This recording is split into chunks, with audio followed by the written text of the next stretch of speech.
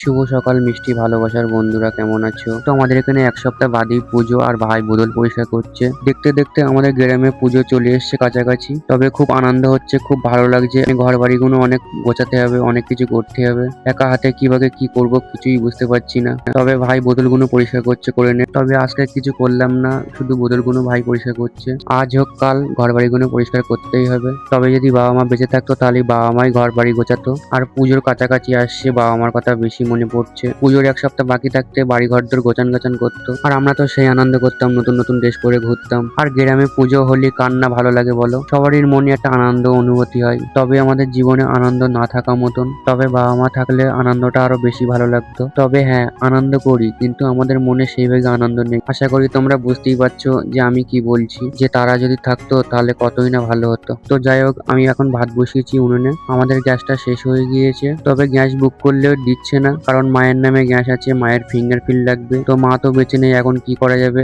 এখন আমাদের নামে করে নিতে হবে। তো তার জন্য গ্যাস অফিসে যেতে হবে। আমি গ্যাস এজেন্টের সাথে কথা বলেছি, বলছে যে হবে না তোমাদের গ্যাস। আমি বললাম যে কেন গ্যাস হবে না কেন? বলছে তো তোমার মায়ের তো ফিঙ্গারপ্রিন্ট লাগবে, তোমার মা তো নেই, এখন তোমাদের ফিঙ্গারপ্রিন্ট দিয়ে যাও। বলছে যে তোমাদের নামে করে নাও, তাহলে ঠিক হয়ে যাবে। তো যাই হোক, কিছুদিন এখন কাঠে রান্না করতে হবে, উনুনে রান্না করতে হবে, কিছুই করার নেই। মানে কি বলবো, মানে বিশাল প্রবলেমের মধ্যে আছি। এইদিকে পুজো কাছাকাছি চলে এসছে, আর গ্যাসটাও শেষ হয়ে গিয়েছে, গ্যাসটাও দিচ্ছে না।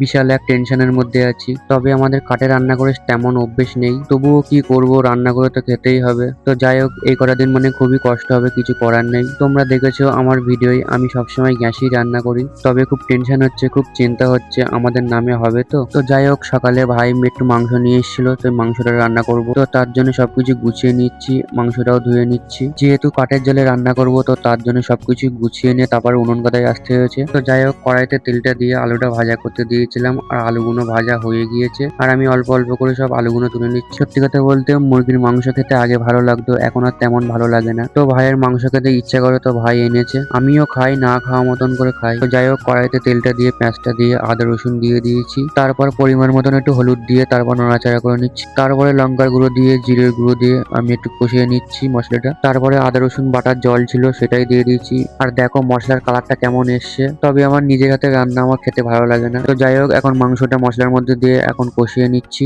তবে আমাদের এই উনুনটা তৈরি করা ছিল না, দিদি এসে করে দিয়ে গিয়েছিল। দিদি যদি এই উনুনটা যদি তৈরি করে না দিয়ে তো তাহলে আমরা কোথায় রান্না করে খেতাম? উনুনে রান্না করছে, আর এই কথাটা মনে হয়েছে। তখন পাশের বাড়ি এক জেঠিমার বাড়ি রান্না করতে যেতাম, তো বারবার এরকম যেতাম, নিজেরও একটা খারাপ লাগতো। তারপর দিদিকে বলেছি, দিদি বলছে দেখি আমি তোদের বাড়িতে যাই, যেমন হোক করে দিয়ে আইবো। তো তার জন্য এই উনুনটা করে দিয়ে গিয়েছিল, দিদি করে দিয়ে গিয়েছিল বলে রান্না খাওয়া দাওয়া হচ্ছে। তো আমি স্নান টান করে খাওয়া দাওয়া করতে বসে গিয়েছি। আর সামনে পুজো, অনেক কাজ আছে। আজকের মতন টাটা, বাই বাই।